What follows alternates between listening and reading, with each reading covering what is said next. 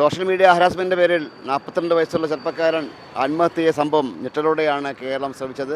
പക്ഷേ ഒരു പെൺകുട്ടി ഒരിക്കലും ഇങ്ങനെ ചെയ്യാൻ പാടില്ല. റീലിന് അവർക്ക് പണം കിട്ടുക എന്നുള്ള ലക്ഷ്യമായിരിക്കും അല്ലേ, അതോ മറ്റെന്തെങ്കിലും ആണോ? പൈസ കിട്ടും, അതിന് വേണ്ടി ഇങ്ങനെ വരുമാനം കിട്ടും. യൂട്യൂബ് വരുമാനത്തിന് വേണ്ടി ഒരാളിനെ കൊന്നിട്ടാണ് ഇങ്ങനെയൊക്കെ ചെയ്യാനുള്ളത്. എല്ലാവരും ഇതാ ചോദിക്കുന്നത്. ഇന്നലെ ചാനൽ ചർച്ചകളിലും ഇതായിരുന്നു. ഇന്നലെ കേട്ടപ്പോൾ തന്നെ ഭയങ്കര വിഷമം തോന്നി കേട്ടോ. അവളെ പോലെയുള്ളവരെ ഗ്യാസ് എടുത്ത് തൂക്കിക്കൊള്ളണം. ഒരു കുടുംബത്തിൻ്റെ ജീവിതമാണ് അവർ നശിപ്പിച്ചത്. അങ്ങനെയുള്ള സ്ത്രീകളൊന്നും പാടില്ല. നല്ല സ്ത്രീകളെ പേരോടെ ഇങ്ങനെയുള്ള സ്ത്രീകൾ ഇല്ലാതാക്കുകയാണ് ചെയ്യണത്. നല്ല ഒരുപാട് സ്ത്രീകളുണ്ട്. ഇങ്ങനെയുള്ള കുറേ അലവലാ സ്ത്രീകൾ ഇറങ്ങി അവരെ പേരും കൂടി ഇല്ലാതാക്കുകയാണ്. അവരെ അതുകൊണ്ട് പാവപ്പെട്ട ഒരു കുടുംബം തന്നെ തുളഞ്ഞേക്കുകയാണ്.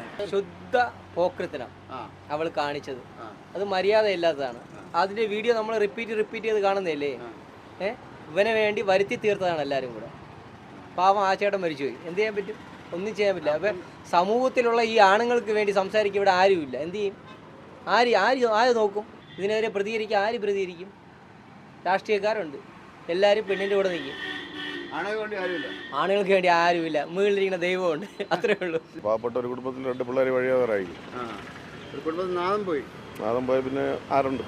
ആ പിള്ളേരെ ആ കാര്യങ്ങൾ ഇനി ആരും നോക്കും? വലിയ കഷ്ടമായി പോയി. അവരുടെ യൂട്യൂബ് ചാനൽ വലുതാവാൻ വേണ്ടി അവരത് ചെയ്തത്, പൈസയ്ക്ക് വേണ്ടി ചെയ്തത്. അപ്പോൾ റീച്ചായി, ജീവൻ പോയി. പറഞ്ഞിട്ട് കാര്യമില്ല.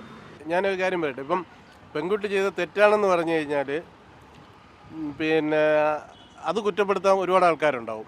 ഇപ്പോൾ ആ പുള്ളിക്കാരൻ ആത്മഹത്യ ചെയ്തത് മാനസിക പ്രശ്നം വന്ന് ആത്മഹത്യ ചെയ്തു.